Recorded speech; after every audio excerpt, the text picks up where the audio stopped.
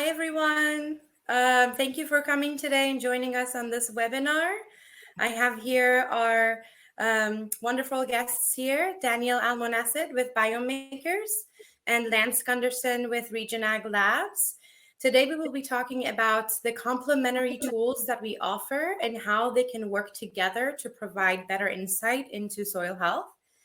A little bit of introduction for Daniel. Daniel has a PhD in molecular informatics from University of Cambridge in the UK and has 107 full patent applications in the US and also holds a clinical biochemistry bachelor's degree.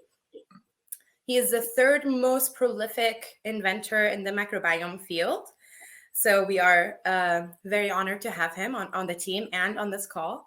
Lance Gunderson attended the University of Nebraska at Kearney, earning his bachelor's in biology and chemistry in 2005, and also a master's in biology in 2012.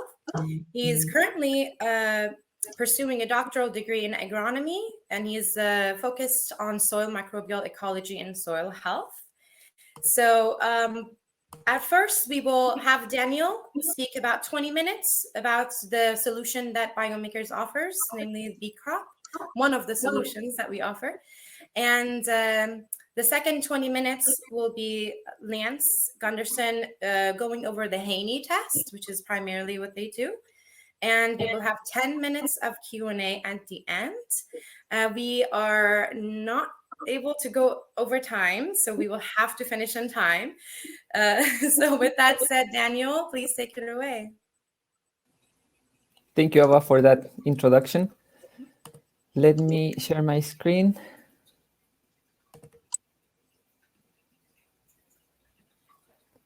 All right, are you seeing my screen now? Yes. Perfect. So as Ava mentioned, we have a tool called BeCrop at Biome Makers that allow users to analyze soil samples, specifically assess the soil biology that is present in that sample. And that's something that the Haney Test also looks at from an orthogonal perspective. And today we're delighted to present how a BeCrop report looks like and then how a Haney Test looks like. And actually, as a joint effort between the two companies, Region Ag Labs and Biome Makers, we're providing joint health reports based on both tests. So as of now, basically, you can go and order one of these tests from one of the labs, and we can send it to the partner lab, the soil sample, and then they can do their part and have one of these joint reports. So let's go and look what a BeCrop report looks like. But before getting there, maybe I don't have to convince this audience that the world population continues to increase, and 95% of the food comes from the soils, right? And if you threw into that the climate change crisis, now we end up with challenges that are global, have to be solved with global measures, right? And one of the ways in which we're trying to contribute to these issues is looking at health of the soil, specifically the microorganisms that live in the soil, and how we can harness them to help us fight these two of these global challenges, right? Which is climate change crisis through carbon sequestration, for instance, and feeding an increasing population in the world through increased yields and so others, right? So in order to promote the life in the soil, what we propose to look at is not only at what microbes are living there, so what's the diversity of the microbes that you live there, but also what they are doing in the soil. And as you would see in our report, we try to assess this through a number of different angles. And when you have that, then you only have a whole picture of what soil health is, right? And as I quickly mentioned, there are a number of applications that will benefit from this type of analysis. So I briefly mentioned about improving yields, right? But also you can improve the crop quality. You can manage risks for diseases by looking at the soil health and which microorganisms are living there. You can either look for a pathogen that is present in the soil, or you can look for a biocontrol species that live in that soil. Some other of our clients are interested in characterizing terroir. We have some very interesting publications in that space. You can track the evolution of a soil over time, or as you do some changes in management or to product applications and so on. So with having said that, today I'm going to be focusing on this product that you see here called BeCrop, which is a one-time point sample that you take from your soil from a depth of around 4 to 6 inches deep. You don't want to take the samples from the very top of the soil. We want to go a little bit deep, so we capture both the aerobic and also the anaerobic bacteria that live in the soil. And we compare it to other soil samples of the same type. So you have some reference values in which to interpret the results of your sample. But we do also offer another service called Biome, and that service is for input manufacturers that are interested in evaluating what the effect of product application is or management practices are over their fields. And in this case, we do control-treated trials over time, and we compare the samples among themselves. So that's another service that we have. But as I mentioned, today I'm going to be focusing mostly on BeCrop. We also have our BeCrop API that allows people to interact directly with our product. So if you're a third-party lab that wants to do requests of our testing, you can do it automatically through our API. Or if you want to analyze your data using existing platforms, you can download it using our API. You can get the values that are present in those reports that we generate for you. So before looking at the report itself, let me, in 2 quick slides, try to explain what the analytical workflow is that we do of your sample, so you understand then where these results are coming from. So what we receive, it's a soil sample, as I mentioned, 4 to 6 inches deep. And normally what we recommend is taking 3 up to 12 cores of the area that you are to sample. So let's say you have an hectare that you want to sample. So you would go and select 3 to 12 points in that hectare, and then take 1 little spoon out of each of them. We send you a spoon and a tube for collecting the sample. So you would put this up to 12 spoons of soil into the tube and send it to our lab. We have a lab here in West Sacramento, and then we have other lab in Valladolid in Spain. So depending where you are in the globe, you would use any of those 2 different labs. Or if you want to get results from one of our partner labs, like Region Ag labs, then you would send the sample to them and ask for our BeCrop report. So then we would submit a subsample of your soil sample to our lab, and we will process it. So what we have then is a soil sample, and what we obtain is a representative 1 gram of your sample, and proceed to extract DNA of that gram of sample. So we do DNA extraction using standard methods that have been defined by different consortiums studying the microorganisms in the soil. And after we obtain that DNA, we amplify 2 libraries with our own proprietary primers, and we look at 2 different genes or 2 different genomic regions. We look at the V4 region of 16S for bacteria, and then we look at the ITS1 region for fungal populations. So we amplify these 2 genes through PCR, and then we prepare libraries for sequencing and load them into a Illumina sequencer. So we're currently using MySeq as the platform for sequencing. So what we obtain at the end of that process is basically a list of nucleotides that you have in each of the samples. We run these samples in multiplex, so we run up to 100 samples together, and then with the unique barcodes that we add to each of the samples, we can then know exactly which sample these microbes are coming from. So at the end of the day, you end up with a list of nucleotides in that sample, right? But in order to have a report that looks into agronomic indices, we do have to do some transformations of that data through some bioinformatic processes. And you will see in detail in the next slide, well, in more detail in the next slide, what is that we do about those bioinformatic processes. And then we put those into a report that you can download as a PDF file. But also we have a web portal where you can go and interact with the data. So basically, if you did different samples, you can compare them side to side. So you can see which microorganisms are in one or in the other, which functions are favorable in one over the other, and so on. and which is exactly the types of information that we report on. We report on 3 types of information. Then we will go into the report and look index by index in the report, but all of them come from 3 types of data sources. So remember that we ended up with DNA from the sequencer. The first thing that we do is to assign that DNA to a taxonomy, namely names of microorganisms, right, of bacteria or archaea for 16S and of fungi for ITS. So what you end up is with a list of microbes and the relative abundance. So you know what percentage of your sample is composed by each of these microbes. And here at the top, you have a little animation with a representation in which the area of each circle corresponds to the abundance of each microbe. Then we have functional biomarkers.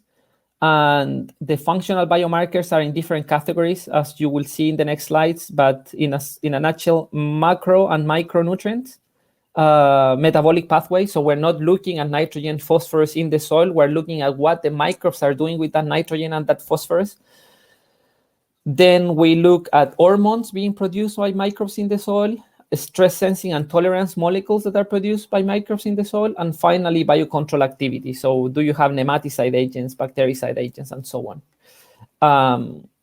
And then we also have ecological markers, and these ecological markers come from a network visualization of the data. So basically, what you're seeing here, each dot is a microbe, and each connection is whether those microbes tend to co-include or co-exclude one another. More than you would expect by chance. And based on those network topologies, basically, we are able to do different tasks. So we have some publications in which we can correlate the shapes of these networks with management practices. So we can, with high accuracy, differentiate whether a soil sample came from a traditional organic or a biodynamic soil. And also, we have been able to use the same network properties to predict yield in potato trials, and we also have a publication out about that. So if you just look for Biomaker publications on the web, you will get to them. So now that you know exactly which is what we do to your sample and which types of data that we get out of the sample, let's look at how the reports look like. So the report, this is the very first page of our report. As you can see, it has some color coding, and the color coding goes as follows. Bright yellow is very low, then yellow, it's low, then this light blue, it's medium, then the slightly lighter blue, it's high, and then this dark blue is very high. So basically, we divide the data into quintiles, and that's how you will see this color code used through the report. And we have 3 categories of indices. We have the biosustainability indices, we have the health indices, and the nutrition indices. And I'm going to go into each of those so you know exactly what I'm talking about. So the first ones, as I said, talk about biosustainability. And here we have 3 different indices. The first index is based on taxonomy. So remember, taxonomy is the labels that we assign to each of the microbes in the sample, the taxonomic labels, the names. Functionality is what is that those microbes are doing. We do amplicon sequencing, so we are not amplifying genes from these microbes for these different functions. We're doing an inference based on the known genomes of those microorganisms in public repositories. We can do an inference of what is that they are doing. And finally, we have an ecological index, which we call resistance, that comes from this network analysis that I explained briefly before. And actually, I mentioned that we have 2 applications of that. One, it's in identifying the management practices that have been used in vineyard soils. So you can read that article. It's being in the process of being published by a journal, but it's already available in bioRxiv. And in a second application, we also predicted yield based on that data, and that's also in the process of being published by a journal, but it's also available in bioRxiv. So you can look at those manuscripts if you're interested. So in biosustainability, we look at the diversity in terms of taxonomy, the diversity in terms of functionality, and the diversity in terms of ecological interactions. Then the second section that I mentioned, it's health. And health has a few subsections. So let me go quickly through it because I know I have like 6 more minutes or 5 more minutes left. So we look at microorganisms that are associated with different diseases, and we generate a disease risk based on the following factors. So first, the abundance of the particular microorganism that causes the disease. So how much it is its abundance in comparison to other fields of the same crop type. But also we take into account the ecological network. So basically, if you have the presence of a microorganism, but also you have a very resilient soil microorganism ecology, then that pathogen to thrive is going to be more difficult. So the disease risk is lower than it would be for the same amount of the pathogen, but when you don't have a very resilient soil. So the disease risk is a combination of those two factors. And we have a list of the diseases or the disease risks that we identify in the sample, and also all of those microorganisms that we are able to detect with our technology, but were not detected in your soil sample. So you can have peace of mind that we do detect that particular disease, but you didn't have the pathogen for that disease. Then the other component of the health subsection of our report are the biocontrol agents. So here what we look at is microorganisms that have known fungicide, bactericide, insecticide, or nematicide action. We curate from the literature these microorganisms, and then if you have a particular one, let's say you have a bactericide agent there, you have 2 or 3, so we add up the abundances of all of them, and then we compare that abundance to the to other samples of the same type, of the same crop that you have, and then we define in those quintiles in which category you are. So for instance, here you see nematicide agent is very high. So compared to other samples of the same crop, this is a potato sample, by the way, the one that I'm using here as an example. In this soil, there are lots of nematicide agents compared to other soils coming from potato crops. And then last but not least, we look at the plant growth promoters. And we have 2 sections. We have a section called hormone production. So we look at the production of auxin, gibberellin, and cytokinin by soil microbes. And then we look at the stress adaptation. And here we have different stress adaptation pathways that we looked at. So we look at exopolysaccharide production, siderophore production, heavy metal solubilization, salt tolerance, ACC deaminase, salicylic acid production, and abscisic acid production. All of these are mechanisms either for sensing or tolerating stress, and we're looking at the microbes that are present in the soil providing those functions. And finally, the last part of the report, it's the nutrition component. And here we have, as I said, we don't look at the nutrients in the soil. We look at what the microorganisms in that soil are doing to those nutrients. And we have 2 sections, one in macronutrients and one in micronutrients.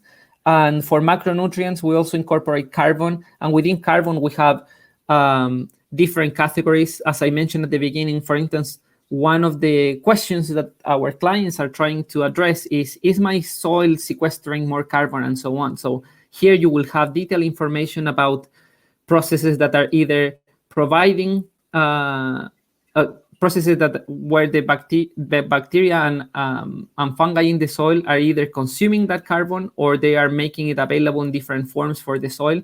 The same is true for the rest of the nutrients and micronutrients. So then you can compare side to side of what do you see in the tissue, in a tissue analysis in the plant, or what is the availability of the nutrients in the soil. So often we see that, for instance, in nitrogen, you have orange, yellow color here, which means low or very low. We often see that soils that have plenty of nitrogen in forms that are available for the plant, the microbes do not have to be solubilizing that nitrogen for the plant. So they are not very active at doing those types of tasks. So there are some direct correlations that you can do when you put our testing side to side with a Haney test or with a traditional physicochemical test. All right, and having said that, as I said, we have a product called BeCrop Plus, which is basically our BeCrop report, but it has additional testings at the end that you can do from partner labs like Regen Ag Labs. And Lance is going to speak after me about the Haney Test. So immediately after the last page of our BeCrop report, it will come the Haney Test report. So you can get both of them into just the one report. And Lance is going to be introducing you all to what is the different indices that are in a Haney Test. And just to finish up, I know I'm in my last minute, so I just wanted to say that we have a BeCrop portal where you can go and analyze your samples, compare them side to side. We have lots of interactive tools that allow you to do that type of analysis. We're also happy to help. We have a customer support team that it's happy to take any questions that you have, and then the scientists behind the team can quickly help with any requests that you may have. And we have several clients around the world. I think the number is now over 700 clients around the world. We have samples from, as it said here, this is like a month old or 2 months old. So like we have over 30 countries that we have received samples from. I think the only continent from which we haven't received samples yet is Antarctica. And we also have an initiative that is funded by the European Commission through a Horizon 2020 grant, which we call Fields Forever, which is an initiative in which we partner with academic labs or with some large corporations that are doing intensive soil research to, we partner, so we provide our technology at a very discount rate or for free for specific projects. And we are embarking in hundreds of, in over 100 projects at the moment. And we have committed way over 10,000 samples to this initiative. So if this is something of your interest, please go and Google Fields Forever Biome Makers, and you will get to the page where you can apply for one of these research grants. And we are happy to engage with you in your research. So that's it from me. Thank you so much. And I think Lance is going to present now the Haney Test, and then we're going to take questions together at the end. Thank you so much for your attention. Thank you, Daniel. Lance, if you are ready, we're ready for you. All right, you got it.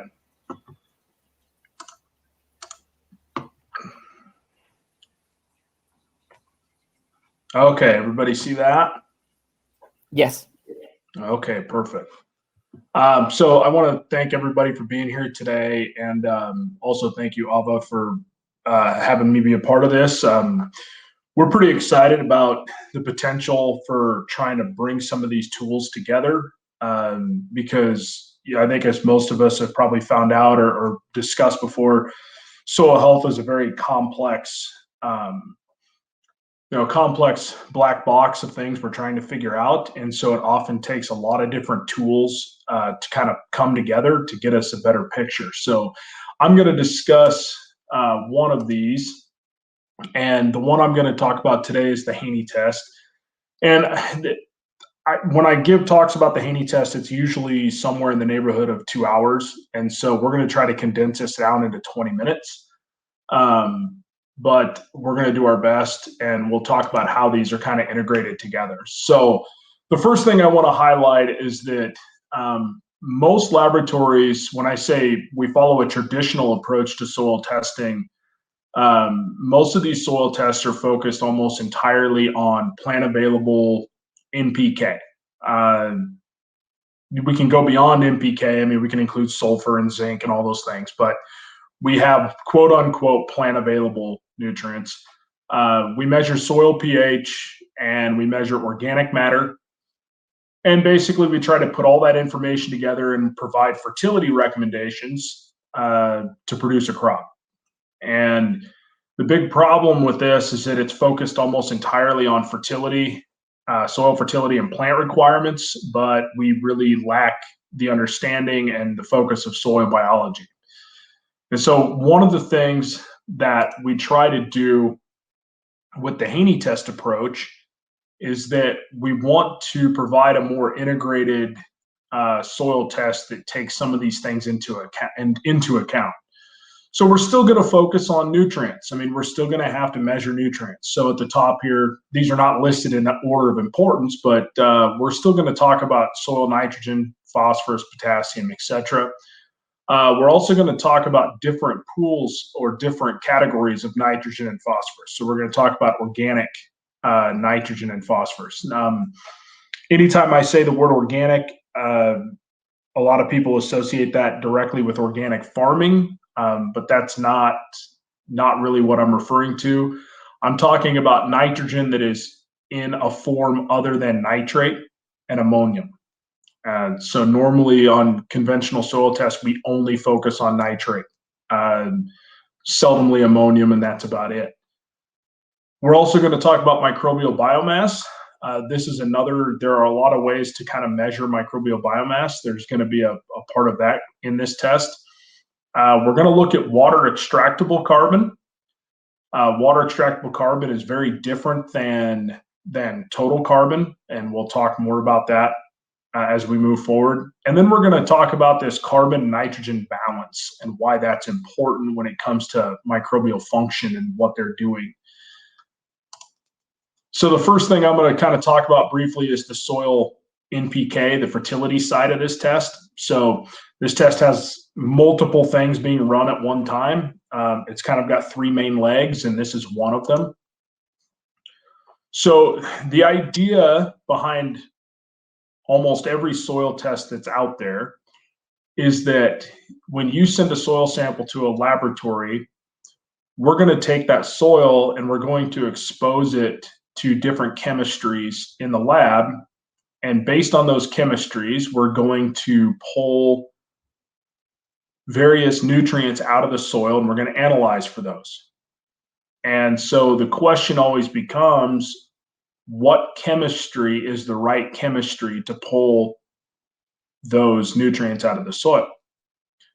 Some of the more common ones, Malic 3 is a very common one.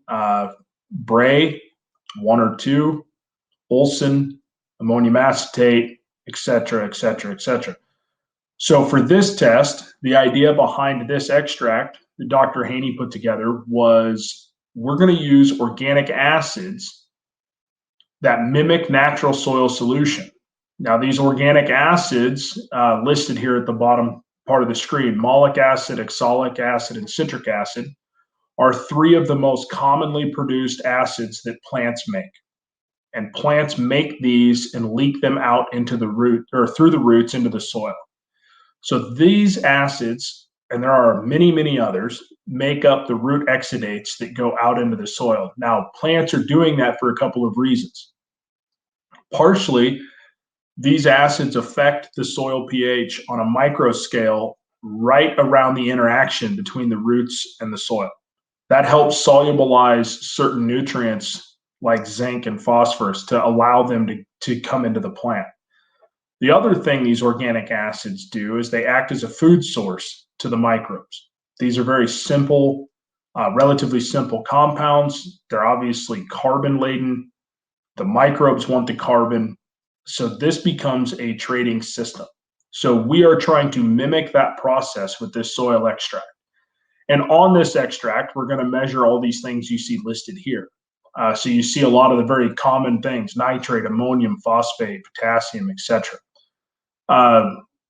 The different one is that we're also going to measure total extractable phosphorus. The difference between total extractable phosphorus and phosphate is that the total phosphorus is measured as elemental, meaning that it doesn't matter what form that phosphorus is in. We're going to run that as an elemental analysis. The phosphate, of course, is done colorimetrically, like is done with conventional soil tests, and that is reported as phosphate P. The difference between the total phosphorus and the phosphate is what we call organic, or in other words, it's all of the phosphorus that was extractable with H3A that is not yet in phosphate form, but it is extractable. And why that's important is because the microbes are the ones that are in charge of basically building that pool and also pulling phosphorus from that pool and converting it back into plant available forms. And so that's a lot of the dynamic that the biology has to drive some of these nutrient pathways. Now, I said I gotta go through this fairly quickly, so we're not going to spend a whole lot of time on any one topic, but I'm going to jump ahead to microbial biomass. We'll circle back to soil organic N and P in a second. In order to understand a little bit about what the potential for nutrient release and nutrient cycling and soil health is, we have to understand, or at least have a grasp of what our microbial biomass is. So the way we measure microbial biomass on the Haney test is by trying to mimic a drying and re-wetting cycle that takes place naturally in the field. And we take a soil sample that has been dried and ground under conventional means. We seal that up in a jar with a known volume of water, and it is allowed to incubate for 24 hours. After 24 hours, we analyze for the amount of carbon dioxide that soil can produce. The idea here is that when a soil naturally dries, the microbes tend to go dormant. Most of them go dormant. Yes, some of them do die. But once we have ideal conditions and we get this re-wetting event, the microbes have this burst of activity, they come back to life. And they don't sustain that level of activity for long. It's boom or bust. And so we're measuring the boom. And the bigger that boom, the more microbes that you have present in that soil. It is related to soil fertility. It is also related to available food or other resources that the microbes need. Those things do influence this number. But by and large, we can see how this respiration value responds to management over time, and also how it responds to that microbial community in their total number.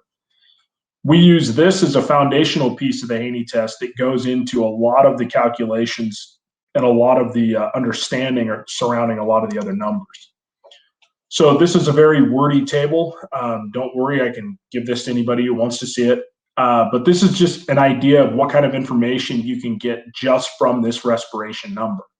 So on the left-hand side, we have the rankings there, or the values there, 0 to 10, 11 to 20, so on. And we have the rankings there. And then the implications of what that means, maybe from a management perspective. So if we look at the low to very low side, you know, I told you that this is a measure of microbial biomass. Microbial biomass is an indirect measure or a way to look at potential for microbial activity. The more microbes you have, the greater your potential when conditions are right. And so when you have a very low biomass, you have very little potential for activity. This slows down overall nutrient cycling and residue decomposition. A lot of our high carbon residues, high carbon crops, whether that's wheat, corn, those types of things will maybe last 2 to 3 years. Very little nitrogen credit given beyond the nitrate that we measure, because microbes are tying up nitrogen in response to the very high carbon residue. And so these are some things that we can use that have implications on how we're going to manage the farm moving forward. On the opposite end of the scale, you know, we get to the high and very high. And one of the things that we struggle with in this case, from a soil health perspective, is trying to keep enough residue on the soil. I have seen several farms where the very high carbon residue disappears very, very quickly. And it starts to decompose within weeks. And so one of the potential issues there is, how do we provide enough carbon to keep up with that demand? And so again, you just you're using this to try to gauge a management in between. Ideally, we like this number to be higher than lower, but there is a limit where if you get it so high that it becomes a hard part of managing that farm, then you'll have to, you know, it's okay for it to be backing off or be a little lower. The idea is that we like it when the microbes are respiring CO2. Yes, I know everyone thinks, well, we don't want them to respire all the carbon because we want to sequester it. That's a whole different topic I'd love to get into, but we're not going to. we want the microbes to do what they're doing because that's how we build soil. That's how we cycle nutrients. And believe it or not, that is how we actually sequester carbon in the end. So it's okay for this number to be high, but we also want it to be in the realm of what your soil can support. And that's the carbon input going into your system. So this is an idea of the microbial biomass and how that plays a role in that system. So now I'm going to circle back here to the organic nitrogen and phosphorus, and I'm going to couple this in with the organic carbon, the water extractable carbon, because these things are all tied together. So the way we evaluate these, this is the third leg of the Haney test, and we use water as an extract. I've always told this story. I asked Dr. Haney one time, why do you use water? It seems way too simple. His response to me was, well, Lance, last time I checked, it rained water. And I couldn't argue with that. The idea behind the test is to mimic natural processes the best we can in a laboratory. So water is the extract. And what we are looking for here is what is soluble in water. And we're going to measure the organic carbon. We're going to measure the total extractable nitrogen. We're going to measure nitrate and ammonium again on the water extract. Then we calculate organic N. Total nitrogen minus nitrate minus ammonium gives us what we call organic N. In other words, all of the nitrogen that was soluble in water but is not in the nitrate or ammonium form. That includes amino acids, enzymes, partial proteins, all of those things that are out there that are not nitrate and ammonium, but they are soluble and they've got carbon tied to them. So then we look at, or we calculate the organic carbon to organic nitrogen ratio.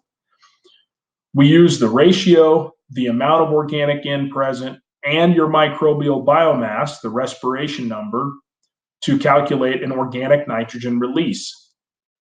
Now, this is the same thing as saying nitrogen mineralization. In other words, taking residues, organic matter, protein, whatever it is, and consuming it through the biology and converting it into ammonium and or nitrate to be released back into the soil that then feeds your crop. And your crop takes nitrate and ammonium and converts it back into protein. And what protein we don't haul off the field to consume goes back through this process. And so this is the part of the nitrogen cycle that we basically have pretty much ignored in agriculture for decades, because we add a lot of synthetic fertilizer. We think the plants take that up, convert it to protein. We harvest the protein, ship it all around the world to feed people. And then the way we close the loop is by adding more fertilizer. And while that has worked in some respects, it's not incredibly efficient. And there are a lot of detrimental side effects to that. One of those is just shutting down the soil biology completely. And so we're trying to understand how we can build that soil biology back up through management and practices, and then understand how we can use that to our advantage to basically get a portion of this nitrogen coming back out of the soil rather than having to supply all of it through fertilizer. Finally, we calculate a soil health score. This soil health score is simply based off of numbers from the Haney test at this point. We have not come up with a overall comprehensive soil health score using, the BeCrop test plus the Haney test. We simply just need to have more data to be able to do that. But I would imagine it would be something that we'll be working on, or at least discussing. But right now, the soil health score that we provide comes just from the Haney test itself. Finally, here, I'm going to talk about this carbon and nitrogen balance. So organic carbon and organic nitrogen have to be balanced to get the highest potential return from the organic nitrogen bank account.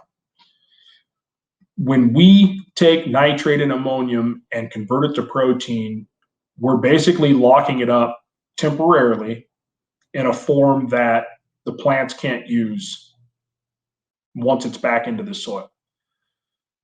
So the microbes are the key to basically breaking that down. Now, you could say the same thing for potassium, for calcium.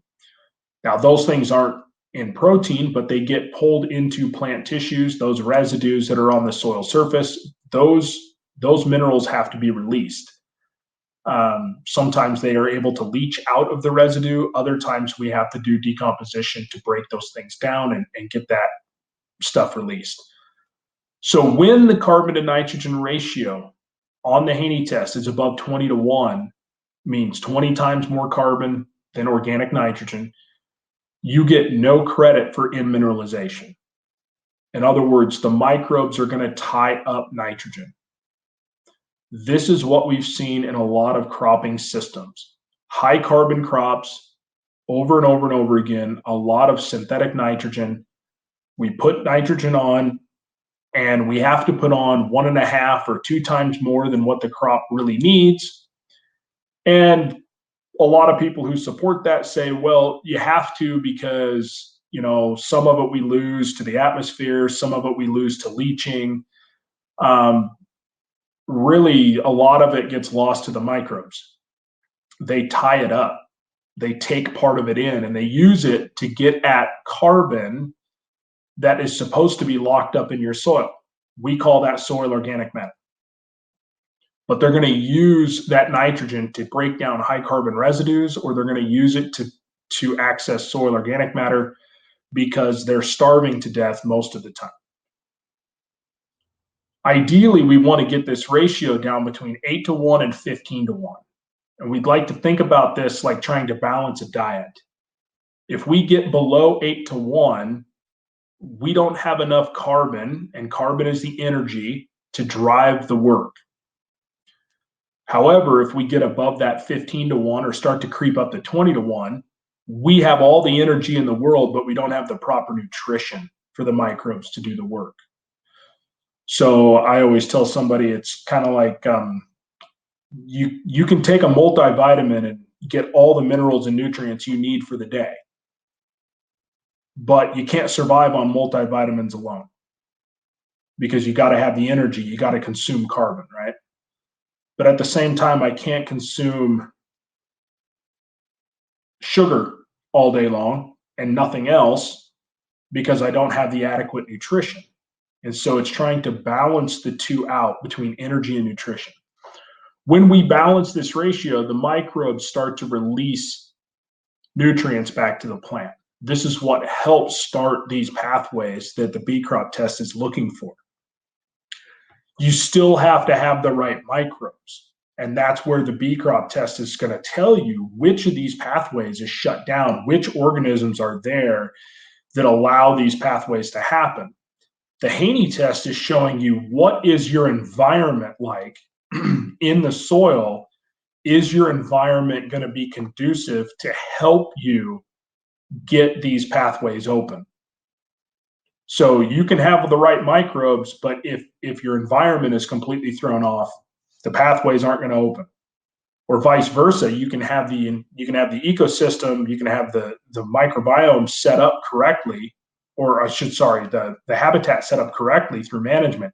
But if you don't have the right organisms, those pathways aren't going to open.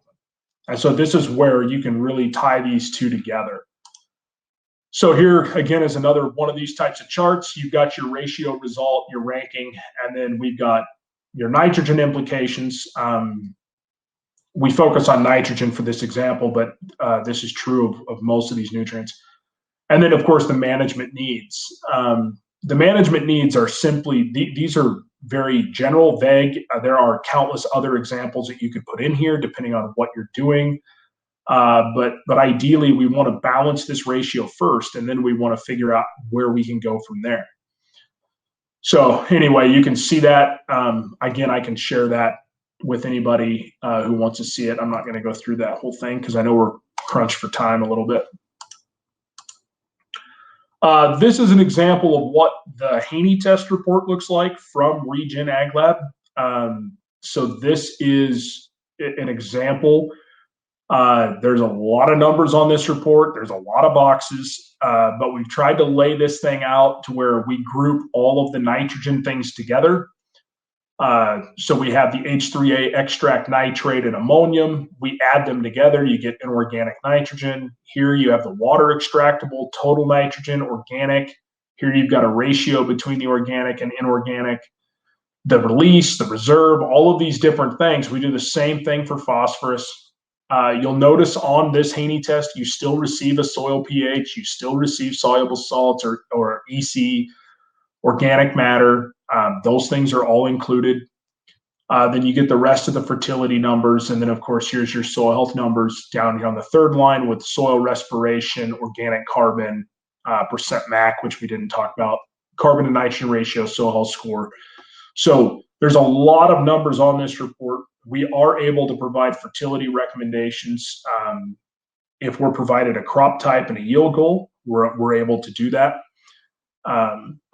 Now this report is if you're requesting this test from us and you're running a BeCrop test as well, this report is basically being sent to Biome Makers, and they are integrating that into your BeCrop report. And so that is how we're packaging this information together. And so now you're able to get the same information essentially from the Haney test, and it'll be laid out a little differently within your BeCrop report. But this is what's going to be happening when you couple these two tests together. And then between the two of us, the two organizations, we will work together to help answer and interpret questions to tie some of these things together. We felt that by doing this way, you as a client potentially would have access to the experts on both sides. Obviously, Biome Makers understands their test. They developed and they've run and they've done this before. I've analyzed over 75,000 Haney tests at this point. And so this is an opportunity for us to kind of put our heads together. So I believe that was it. And there's my slide there with my contact, contact information. If you have any questions, you can email me directly or call that number if you'd like, and I'd be happy to help you. So I want to say thanks again. And I think we have I barely went over time there. We got 8 minutes for questions. So thank you.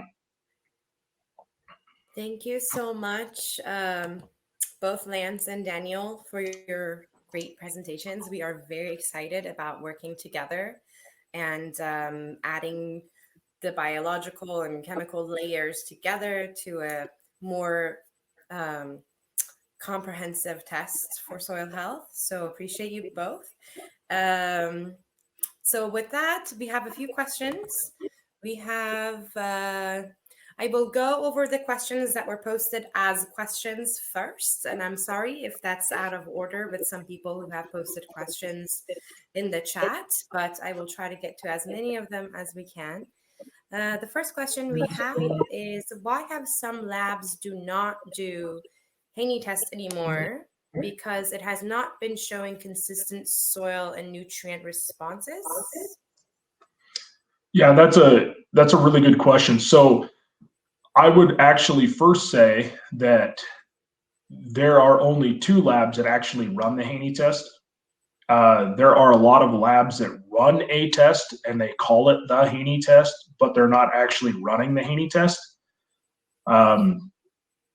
Unfortunately, as a commercial lab, I can run any test I want and I can call it anything I want. And until it's actually standardized or scrutinized by some kind of program like NAPT, the North American Proficiency Testing Program, it's kind of a Wild West. And so this is something Rick Haney and I have been fighting against for, I think, 8 years now, is trying to get all the labs that claim they run this test to run it the same way. So that's really where a lot of that inconsistencies come from. It's been a constant battle, unfortunately. But I think that's why, and I think that's why some labs have just dropped it completely, because they don't run enough of them, and it's not really their focus. It's not the foundation of what they do, and so they were kind of doing it a little bit, but I think it's become more of a headache for them than a help. Wow. Thank you for that answer. The next question we have is, what about standard soil chemistry analysis for planning soil amendments? I don't know which of you would like to take this one on. Maybe Lance, you might. Yeah, I can. If Daniel has anything to add, go ahead. Everyone always asks me, well, which test is useful, or which one is the right one to run. And what I generally tell people is this, is that if you farm quote unquote conventionally, by whatever definition that may be for your part of the world, those conventional soil tests were calibrated for conventional farming, and they were calibrated on dead soils in the 1940s and 50s. And if you are going to continue to farm that way, those tests are fairly useful. I mean, they do hold a purpose and they work. They're probably more useful than the Haney test is, to be honest. However, if you're trying to move away from that, and the further away from that you get with your management, the less and less useful those types of tests are. And the more useful the Haney tests and BeCrop tests and things like that will become. And it's simply because you're looking at the same system, but you're looking at it through different lenses. And each one of those tests have different filters, essentially. And so you're missing a lot of things when you look, and depending on which test you're using. And so it's not about one being better or worse than the other. It's kind of like saying, what's more useful, a hammer or a saw? Well, it depends on what you're doing with it, in my opinion. Great answer. Yeah, can I add quickly to that? I just wanted to say that there is a limit of what you can do with just looking at chemistry. Biology, it's a different orthogonal axis to this problem, right? So I'm not saying that biology on its own or chemistry on its own have the total answer. As Lance was trying to say, they are different tools, and they are definitely complementary to one another. And in some areas, some of them respond better to the question than in others, right? So, for instance, if you want to predict the yield of a crop with your product application, most of the people have been focusing on soil physicochemical properties and weather to predict that. And we just recently published an article in which we do it based solely on the microorganisms that live in that soil. And we have some follow-up studies in which we can get to almost the same level of accuracy using just soil physicochemical and weather on the one hand, or microorganisms in the other hand. So in other words, like, both of them are pretty good for the task of predicting yield. Microbiome is slightly superior, but in the similar order of magnitude. So if you want to predict yield, you might as well use microbiome for that, or you might use soil physicochemical properties. Now, if you want to predict diseases, for instance, definitely biology is superior, right? Because you can immediately check the presence or absence of a pathogenic microorganism, whereas looking at soil physicochemical property, there is no way that you can get like texture can give you a heads up of like if you are more prone to have certain types of microbes like fungi and so on. But like definitely biology is superior for that application. So these are orthogonal axes of solution space, and these tools allow very good solutions for some problems, and in others the combination is better. Wonderful. Thank you both. Next question we have is, sorry. How accurate is the Haney test if your crop is not working, in parentheses, photosynthesizing properly? I think this one's for you, Lance. Yeah, if it's not photosynthesizing properly, that's a great way to ask that. Well, the first thing is to figure out what's a limitation that's causing that crop not to photosynthesize. I mean, is it simply because we don't have any moisture? Is it because the physical properties of that soil are not allowing for root growth and penetrate? We don't have gas exchange. We don't have any of those things. So there's a number of reasons as to why. So I guess the answer to that is in some ways, the Haney test can definitely help you understand what might be the limitation. But I've also had instances where we run the Haney test, and that's not helping us because the problem was something more related to soil that is so compacted or so destroyed at the top, we don't have any gas exchange. It is literally a physical confinement or problem.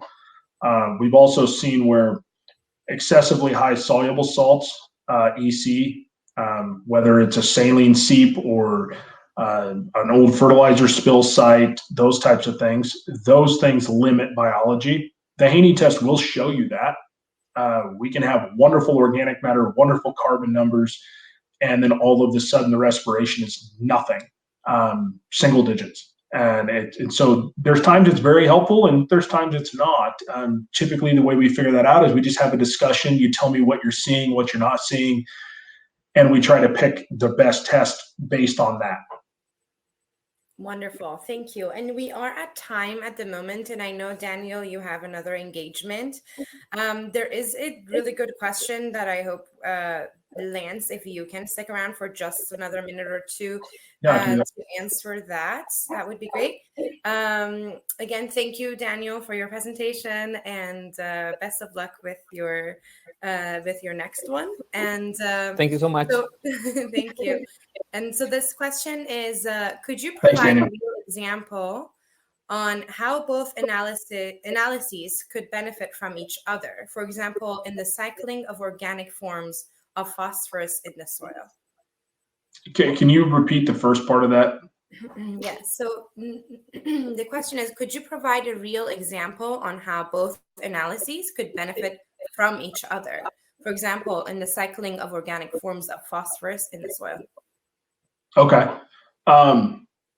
So anytime we talk about phosphorus, one of the biggest concerns or one of the biggest things everyone says is that all the phosphorus that's in my soil is tied up. Or if I put on phosphorus fertilizer, I only get to use a tiny amount of it, right? The rest of it gets tied up as in the chemistry or in the soil. And part of that is true. And part of that reason as to why that happens is due to a lack of biology. And so one of the things that we know is that if anybody's ever seen a tree growing out of the side of a mountain, where it looks like it's growing out of the side of rock, the microbes are essentially degrading rock. They produce enzymes, they produce all kinds of compounds that are able to mineralize nutrients from that rock, phosphorus, potassium, etc. Mycorrhizal fungi especially. Certain crops produce different root exudates. Buckwheat is a phosphorus mobilizer, for example. But it's not just the plant itself, it's the plant supporting the microbes to do it. So when we talk about phosphorus dynamics, is that the BeCrop test is going to be able to identify a lot of the organisms that are responsible for those pathways. Not all organisms have the ability to mobilize phosphorus from mineral content. And so mineral meaning dirt, soil meaning dirt with life. So the dirt holds phosphorus. The mineral portion of the soil holds phosphorus and a lot of it. And what we measure on soil tests is a very small fraction of that. It's what we can pull out with the different extracts. And depending on how strong of an extract you use, it's how big of a number you get. But the idea there is to be able to identify the organisms that are there using the BeCrop test, and then understanding using the Haney test, looking at what is already present and available. If that number is low and phosphorus is a concern for crop growth, then we want to say, okay, it's important for us to try to manage a way to build up that group of organisms that's going to help move phosphorus from this immobile pool into this extractable fraction we can measure. How do we get those organisms? Well, part of that is based on how we manage the farm.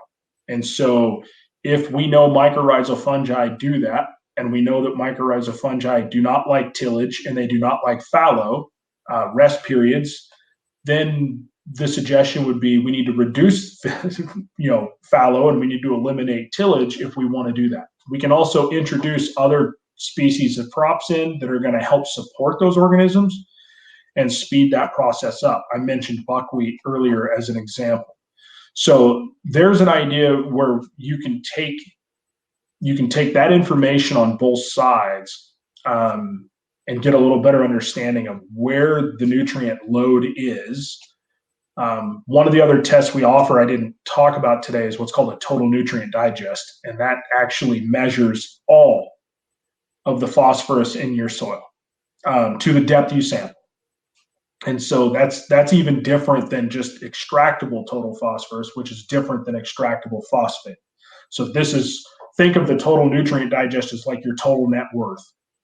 And then that way you can do that and run that in conjunction as well. So there's a lot of ways we can couple all of this together, but the BeCrop part is what really gives you the idea of which organisms are there and which organisms are responsible for that. Right. Thank you so very much for that. And I think we are really stretched now on time. So if you have any other questions, I am going to post an email in the chat that you could use to submit your questions, and we can answer any unanswered ones. Again, thank you everyone for joining us today, and Lance for honoring us with your presence. You're very excited. Too kind. All right. Well, thank you so very much. And everybody have a great day, and let's keep in touch. Follow us on the website and social media as well if you'd like to stay in touch. Sounds great. Thank you, guys. Bye-bye.